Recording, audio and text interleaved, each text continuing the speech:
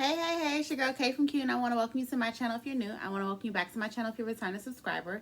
Here on Crafting with Q, we discuss all things DIY and all things tips and tools for small business owners. If that interests you, you know what to do. Like and subscribe below and turn on the notifications so you get all the good tea when I post it. So, I haven't posted in 5 whole weeks. So, this week, I've challenged myself to make 5 videos and I'm posting them all this Sunday. So on Sunday, you'll get 5 videos. How exciting is that? Woohoo! So with this video, I wanted to give a little feedback on a investment I made within the business.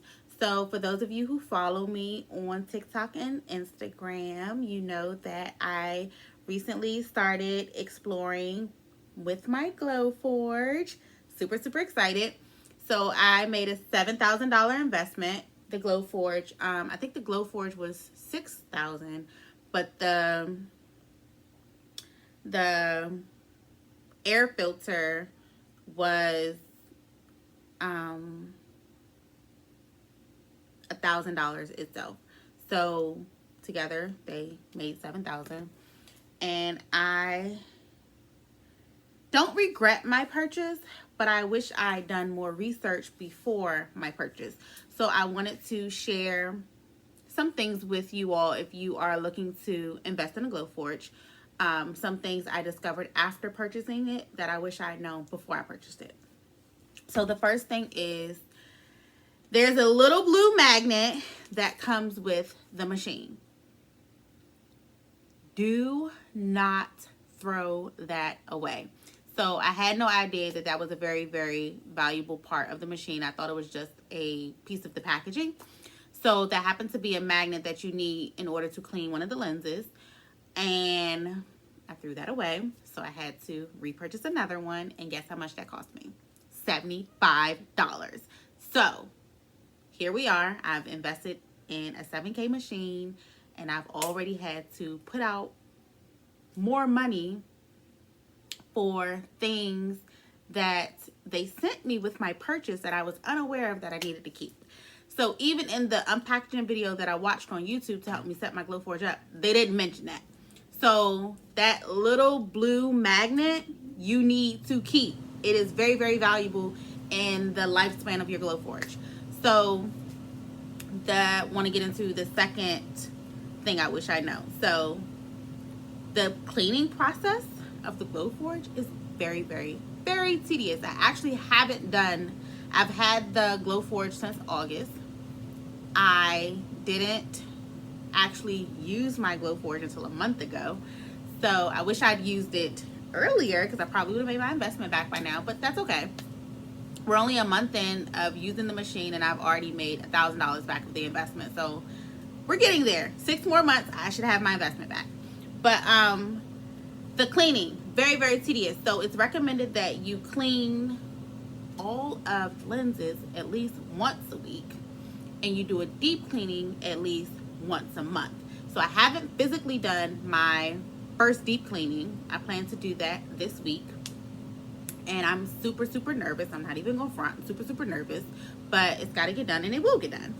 So the cleaning is very tedious. Like, you have to clean that machine in order for it to run properly, more than I anticipated. So I'm gonna be looking at my notes. I don't want to miss anything. So it's recommended that if you buy proof grade materials, which I did a video on what proof grade materials are and which ones are included when you make your purchase. If you buy proof grade materials, they come masked, which is amazing. If you decide to find another vendor outside of Glowforge, which is not the proof grade materials, you have to mask that.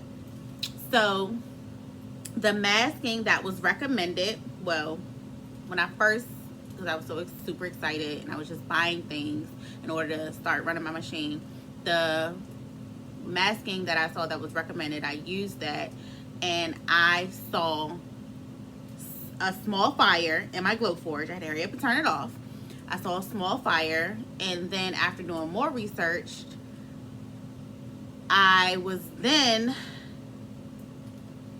aware that that particular masking is known to cause flames within your Glowforge. So that leads me to another thing. These projects, when you do the settings for your project, it can be anywhere. I think the quickest project I've cut was maybe 3 minutes, and the longest project I've cut has been 38 minutes. You literally need to watch your project as it cuts to make sure that everything is cutting properly and that there is no fire happening or no flame, because if you see that, you need to stop your project immediately in order to avoid a fire. So that can be time consuming because I'm used to running my Cricut and stepping away and doing whatever I need to do in order to kill two birds with one stone. When you run your Glowforge, I highly recommend you watch it because anything can happen within that machine, and you definitely don't want a fire within your house. And because I had to stop 2 projects after discovering it was the masking, after stopping 2 projects, I then had wasted material. The material isn't cheap. The Glowforge, when it arrived, it was definitely way bigger and heavier than I anticipated. I actually had to call someone over to put my machine where it needed to go. And I think the machine itself was 83 pounds. I think the machine was 83 pounds. Something ridiculous that I could probably lift, but why lift it if I can just call somebody to do it for me? So that sounds real bratty. I'm not bratty. So yes, and I think that's what deterred me from even starting, because I was like, whoa, this machine is bigger and heavier than I thought, and I'm just not ready to learn it. And I thought I was.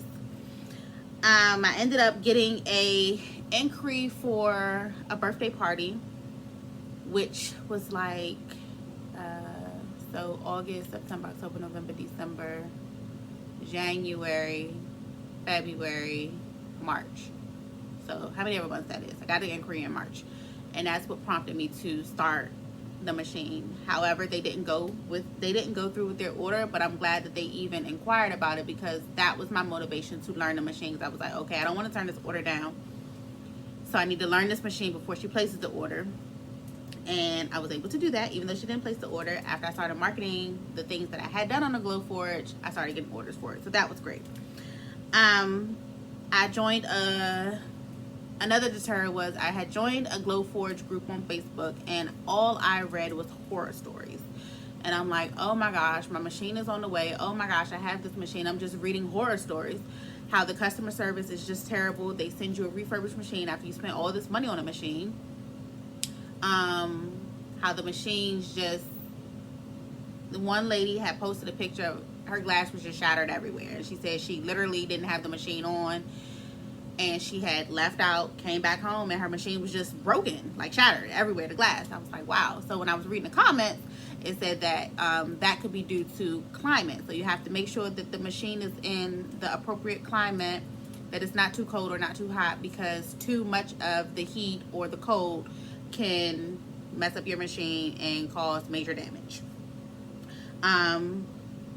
Using materials that are not proof grade. I heard that Glowforge, I've read a lot of horror stories that Glowforge will not help you if you do not use their materials. But their materials are super expensive, so of course we're finding ways to use other materials that are more affordable, but that's a risk we take.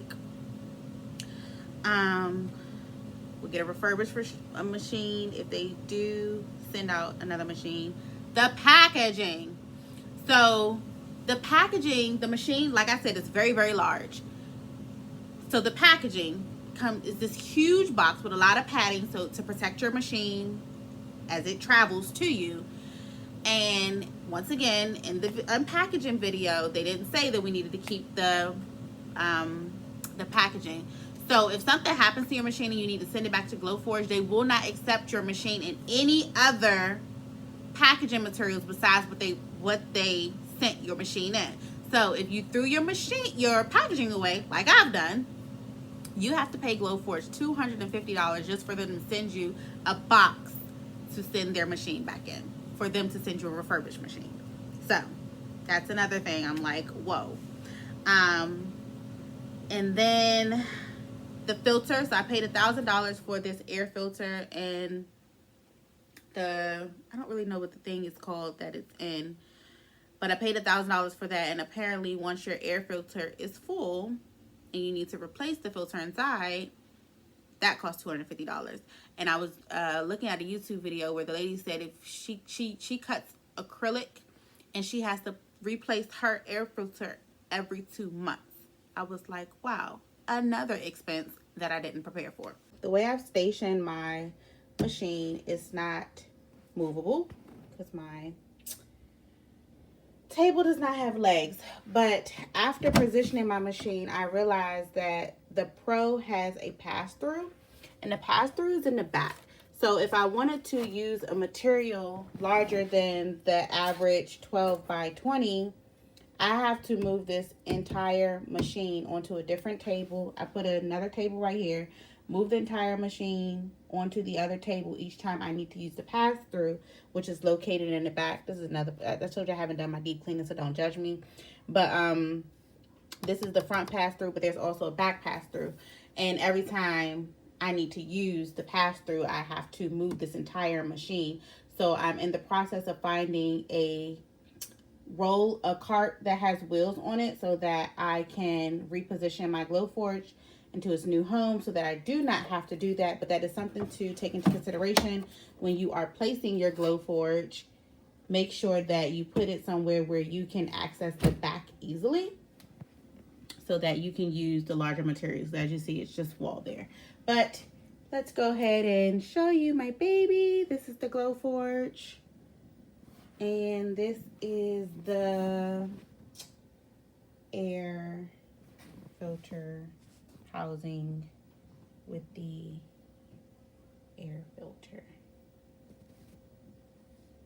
The last thing I have on my list is the painting. So Glowforge cuts multiple materials. One of the most common materials that it cuts is wood. And of course, the wood comes in certain colors. So if you are doing a project that requires color, for example, right now I see a lot of people doing earrings. So if you cut wood earrings and you want color, you have to paint them. So the wood products require you to do a lot of painting. I myself haven't necessarily done any project that requires painting when I've done a wood project, but I do plan to do name puzzles for children soon. I want to launch that. And of course, I'm going to paint the letter so that it's colorful and it's pretty, because you know kids love vibrant colors.